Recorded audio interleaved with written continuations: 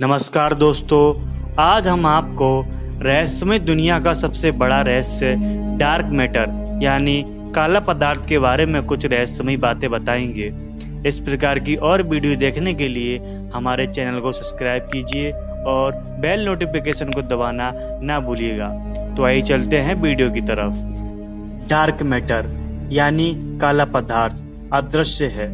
वैज्ञानिक सालों से डार्क मैटर को समझने की कोशिश में जुटे हुए हैं।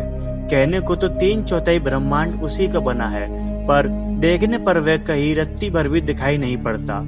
ब्रह्मांड की अनंत आकाश गंगाओं के 90% से ज्यादा पदार्थ अनजाने हैं। डार्क मैटर यानी ऐसे तत्व जो ना तो प्रकाश छोड़ते हैं, ना सोखते हैं और ना ही परावर्तित करते हैं। खगोल शास्त्री भी ब्रह्मांड का सिर्फ छठा हिस्सा देख पाते हैं। हाइलेबर्ग में मार्क्स प्लांक इंस्टीट्यूट के रिसर्चर गिरीश कुलकर्णी पिछले 10 साल के जमा डाटा पर काम कर रहे हैं। गिरीश के मुताबिक डार्क मैटर क्या है, यह सभी लोग समझना चाहते हैं, लेकिन कोई भी जानता नहीं है। तो इस सवाल का कोई जवाब नहीं है, लेकिन मैं ये बता सकता हूँ कि डार्क मैटर की हमें जरूरत क्या है और लोग क्यों डार्क मैटर कहते रहते हैं। क्या है वो अनजाना? अगर पूरे आकाश गंगाओं और तारों के द्रव्य जोड़ दिए जाएं, तो ये ब्रह्मांड का सिर्फ 4% हिस्सा है, बाकी डार्क मैटर है। अनजाने तत्व वैज्ञानिकों का कहना है कि कई बार प्रयोगों में ये समान तत्वों से टकराते हैं। गिरीश समझाने की कोशिश करते हैं कि आखिर डार्क मैटर क्या है। आजकल कई प्रयोग हो रहे हैं।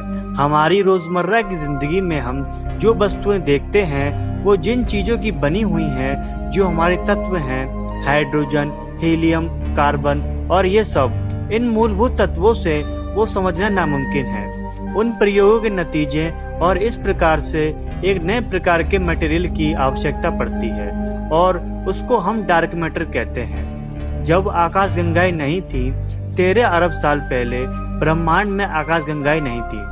वैज्ञानिकों को इस तथ्य का पता भी हाल ही में चला है, यानी आज जो दिखता है पहले नहीं दिखता था।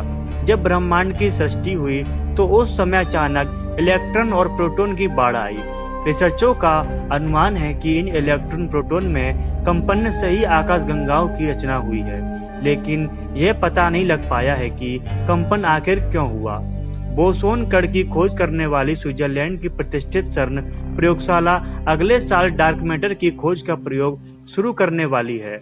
लॉर्ज हेड्रोन कोलाइडर उस गति तक पहुंचना चाहता है जहां से पैदा होने वाली ऊर्जा डार्क मैटर के सवाल का जवाब दे सके।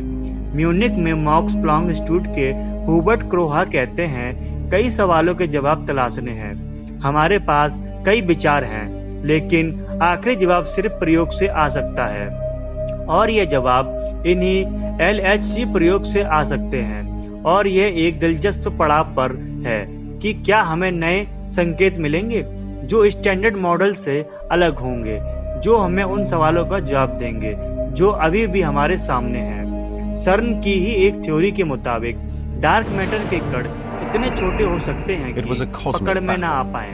वैसी हालत में अगर ये अपने साथ कुछ ऊर्जा भी ले उड़े, इनसे उनमें अस्तित्व के बारे में पता लग सकेगा।